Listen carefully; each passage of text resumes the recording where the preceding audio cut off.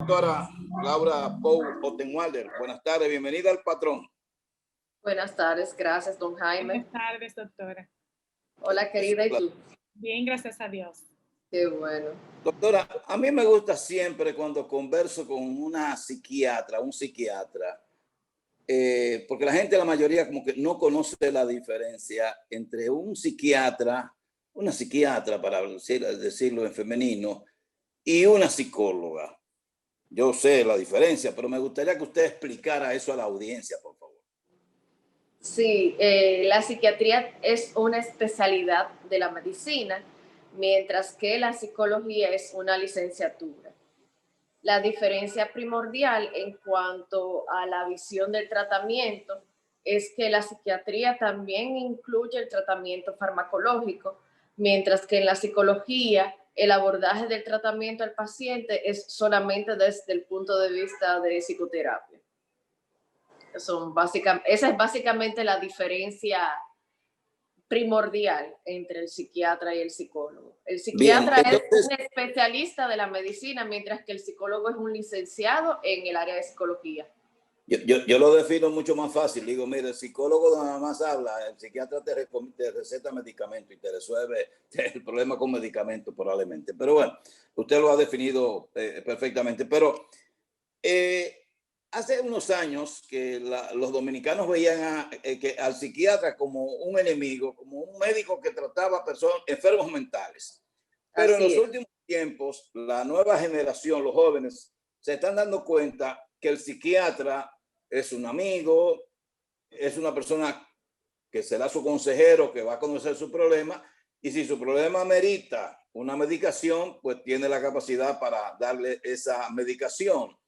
En estos tiempos que han sido tan difíciles, ¿cuál es el papel real? ¿Qué es lo que más está viendo el psiquiatra? Bueno, a nivel de consultas de pacientes, estamos viendo mucha ansiedad generalizada, muchos ataques de pánico y mucho insomnio. Esas son las patologías que más vemos en el día a día en la consulta. También, ahora que entramos en diciembre, recordemos que las crisis de las diferentes patologías de psiquiatría tienen un incremento en estas épocas porque hay un patrón estacional que provoca estas crisis, además de que las fiestas tienden a sacar cierta melancolía en ciertos pacientes, por lo que los pacientes depresivos y los pacientes con trastorno bipolar últimamente también están recurriendo a la consulta. También diciembre, en donde hay tantos compartires con comida, vamos a decir que el lado menos amable de los pacientes con trastornos de la conducta alimentaria, que es uno de mis temas de fortaleza, por lo que hay un incremento o hay un seguimiento más cercano a ese tipo de pacientes con anorexia, con bulimia, y lo que es el trastorno por atracón, que es el que se relaciona a la obesidad. ¿Han tenido que entrar, doctora, los psiquiatras al equipo COVID para manejar esos pacientes? Desde el principio, los psiquiatras hemos estado integrados al equipo COVID de las clínicas a las que pertenecemos. Tanto para el uso de los pacientes como para el uso del personal médico o el personal de salud que labora. Primero por el desconocimiento que teníamos de la enfermedad, y eso causaba mucha ansiedad. También hay que tener en cuenta que los pacientes COVID tienen que pasar mucho tiempo ingresados en las clínicas o aislados en sus casas, lo que hace que tengan un nivel de ansiedad más alto, que se puedan deprimir. También las consecuencias neuropsiquiátricas que está dejando como secuela el COVID a largo plazo, lo estamos manejando. Y, por último, el personal de médico no está acostumbrado a perder tantas vidas de manera tan rápida. Entonces, ayudar un poco al personal de salud con lo que es el trastorno de estrés postraumático. También tener en cuenta los casos de delirium que son tan comunes en los pacientes que están en UCI por la desorientación de tiempo que hay, especialmente al UCI usualmente no tener ventanas y el paciente pierde un poquito lo que es el ritmo circadiano y se puede desorientar. Entonces, hemos tenido, sí, desde el principio hemos tenido varios cuadros que ameritan que el psiquiatra esté integrado al equipo COVID de la clínica a la que pertenece. ¿Hay algún tips especial de cómo darnos cuenta si el personal médico o un médico que nos trata entra dentro de este círculo psiquiátrico? O sea, ¿cómo darse cuenta de que el especialista que te está tratando... Sí, o el personal médico inició en un proceso ya psiquiátrico de depresión o algo por el estilo? Sí, bueno, para el paciente es muy difícil darse cuenta porque usualmente uno como médico trata de mantener lo más profesional posible lo que le está brindando al paciente, ¿verdad? Pero muchas veces los familiares sí se dan cuenta y hasta los mismos compañeros por la irritabilidad, mal manejo de las emociones, insomnio y muchos otros síntomas, pérdida de peso, aumento de peso, otros síntomas que puedan denotar que hay un cambio en la conducta de ese médico que siempre tú lo veías tan tranquilo, tan ecuánime, y que por, qué sé yo, por una orden mal escrita o porque no le pasaron la medicación que se necesitaba o por el exceso de trabajo, tú le ves las ojeras hasta aquí abajo, bueno, pues ya ahí uno va viendo, bueno, ese colega hay que jalarlo a un ladito y decirle que si necesita algún tipo de intervención. Doctora, retomando el caso del COVID, don Jaime, discúlpeme.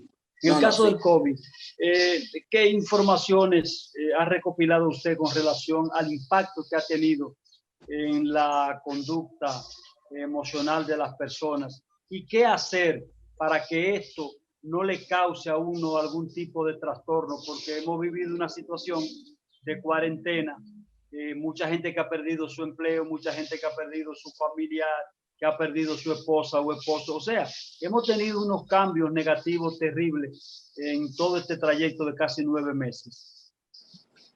Sí, mira, ¿qué podemos hacer para prevenir?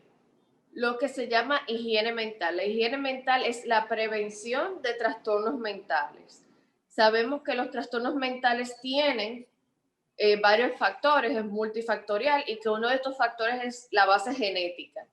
Entonces, ese factor es un poquito poco prevenible, pero si ayudamos los otros factores que tienen que ver con la cultura, con nuestro estilo de vida, es probable que podamos evitar caer en lo que es un trastorno en sí.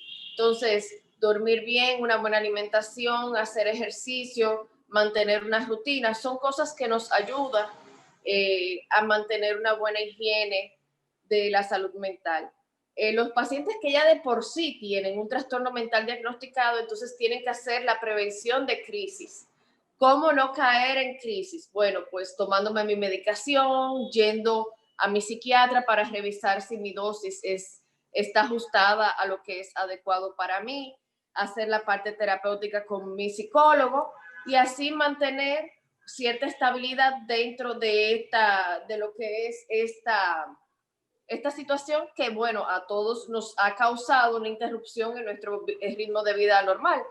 Sobre las secuelas, según se ha publicado, se piensa que tendremos secuelas hasta 5 años después y que todavía no estamos terminando de ver las secuelas, tanto fisiológicas como emocionales de todo esto en niños principalmente, a los cuales le tendremos que dar un seguimiento muy cercano, ya que se ha hecho una disrupción de sus patrones escolares, de su sociabilización, que es tan importante en niños y en adolescentes, y ya luego en adultos vamos a ver cómo vamos resolviendo las cosas que se vayan enfrentando. Un dato histórico importante es que 2 años después de lo que fue la gripe española en 1918, 1920, todavía se describían secuelas psiquiátricas de los efectos de la gripe española, no como efectos físicos, sino efectos a nivel emocional. O sea que me imagino que eso será algo que repercutirá y que dejará una marca en todos nosotros, los que nos ha tocado vivir esta situación, y mucho más en el personal médico que nunca había vivido una situación como esta anteriormente, porque ni siquiera lo que fue el virus N1H1 hace unos 10 años aproximadamente, más o menos, tuvo la repercusión que ha tenido en este momento el COVID-19. Estamos conversando con la doctora Laura Poutenwalder, que es médico psiquiatra. Y entonces yo le pregunto, doctora, ahora básicamente entre los jóvenes es que más problemas se están viendo en el orden mental.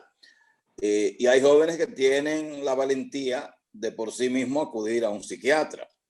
Pero hay personas que están en peor condición, que no se le ocurre ir a un psiquiatra, y que la familia o los amigos tampoco se atreven a proponérselo. ¿Qué usted sugiere en ambos casos? Mire, don Jaime, lamentablemente las generaciones más grandecitas le tienen mucho miedo al psiquiatra por los prejuicios que existen en torno a la psiquiatría. Gracias a las nuevas generaciones de psiquiatras principalmente, y de psicólogos, hemos decidido de hablar abiertamente sobre la salud mental.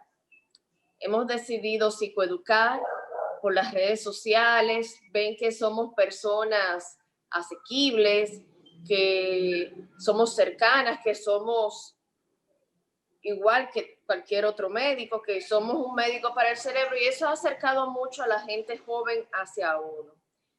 Con respecto a los que se niegan a ir al psiquiatra y los que la familia tampoco los ayuda, yo creo que lo que más debemos de hacer es psicoeducar. Siempre hay alguien en la familia que tiene esa lucecita, a la que se le prende esa chispita, de decir, mira, ya esto no es de un médico de otra especialidad, como pasa en muchas ocasiones, que los primeros que lo ven son médicos de otras especialidades, y ya también los mismos médicos se están refiriendo a sus colegas de psiquiatría que trabajan en las clínicas, que antes para otro médico mandar al psiquiatra era con mucha parsimonia y muchas cosas, y dándole mucha vuelta al asunto, pero ya está más normalizado. Entonces, y la gente decía, yo no estoy loca para ir a un psiquiatra, pero ahora... Todavía. Pues sí, aún, pero como que ya hay más acceso. Por ejemplo, mucha ansiedad hay y muchos trastornos que son hasta cierto punto simples y se podría resolver con medicamentos también simples. ¿Qué trastornos podríamos nosotros tener que son cotidianos y no nos damos cuenta que necesita de una ayuda psiquiátrica?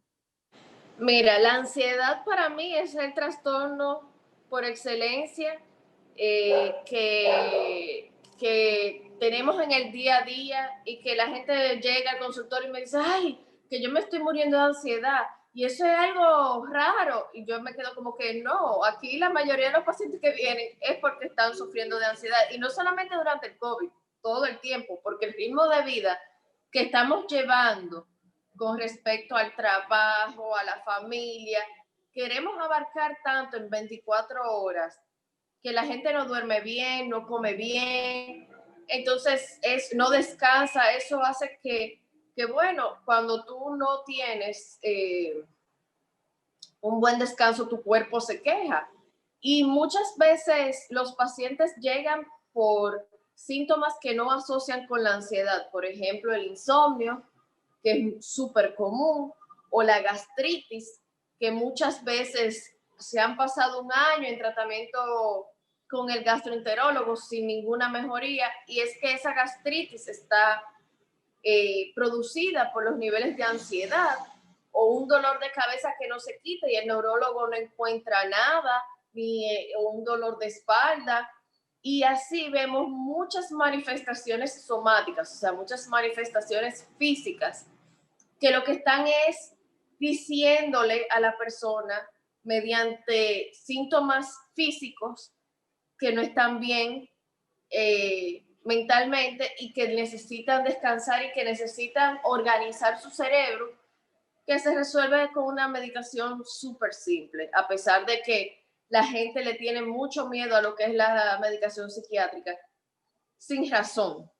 Sí, doctora, hay algo que se utiliza mucho, ya para ir concluyendo, es un famoso fármaco que se llama Sedocil y que la gente como que lo consume como si fuera una aspirina.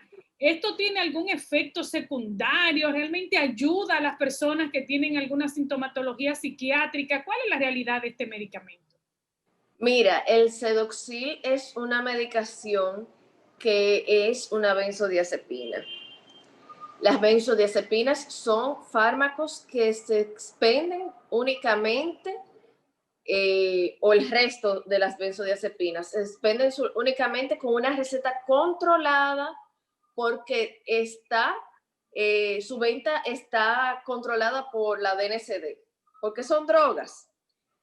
Entonces, yo no sé por qué Sedocil no está bajo ese régimen que debería de ser el que también lo cubra, así como cubre otras moléculas como es el clonazepam y el alprazolam, que son de uso común por el psiquiatra y por los cardiólogos en una menor proporción.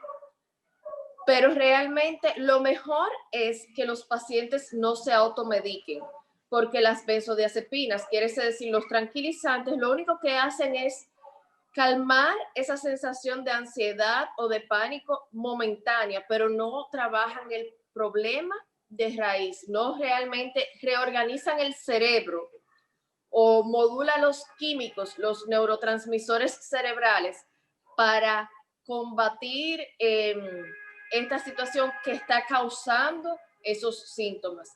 Es como que a ti te digan que tú eres diabética, por decirte algo, y en vez de tú tomarte tu tratamiento a largo plazo, que puede ser metformina o puede ser insulina, tú me digas que cada vez que tú comes para bajar los niveles de azúcar, tú te tomas un agua con limón, por ponerlo así. Entonces, realmente no es lo adecuado. Lo adecuado es que uno no se automedique y que uno vaya al especialista que corresponde con la dolencia que uno tiene. Doctora, una última pregunta, pues ya no tenemos más tiempo. Hay quienes señalan que cuando a una persona le recetan un medicamento para conciliar el sueño, que debe dejarlo porque eso crea adicción. Pero después que una persona se acostumbra a tomar ese medicamento en una proporción muy ligerita, depende de ese medicamento. Entonces la pregunta es, ¿me voy a morir por falta de sueño o me voy a morir por utilizar el medicamento? ¿Qué se hace? Las dos cosas. Realmente existen diferentes tipos de medicamentos para las personas que tienen insomnio. Y realmente esos medicamentos que usted dice que crean dependencia y crean adicción, que realmente la crean y por eso son tan peligrosas y deben de usarse por un tiempo limitado, son un medicamento de emergencia hasta que el tratamiento real hace el efecto y el paciente puede conciliar el sueño sin depender de esta medicación. Y otra situación es que crea tolerancia, es decir, el paciente comienza con una dosis baja, pero esa dosis luego de un tiempo va a dejar de hacerle efecto y va a necesitar subir la dosis para que le haga el mismo efecto inicial. Entonces, es muy peligroso usar esa medicación sin sin un seguimiento médico. Es por esto que cuando usted tiene un problema de insomnio que no es secundario a una enfermedad, es importante que vaya al psiquiatra, que somos los que realmente resolvemos los problemas de insomnio. Bien, muchas gracias, doctora. Lo último no lo pudimos escuchar bien por un tema de su internet, pero la próxima vez usted lo desarrolla y esperemos que no tenga inconvenientes tecnológicos. Gracias por estar compartiendo con nosotros en El Patrón. Gracias a ustedes por la invitación.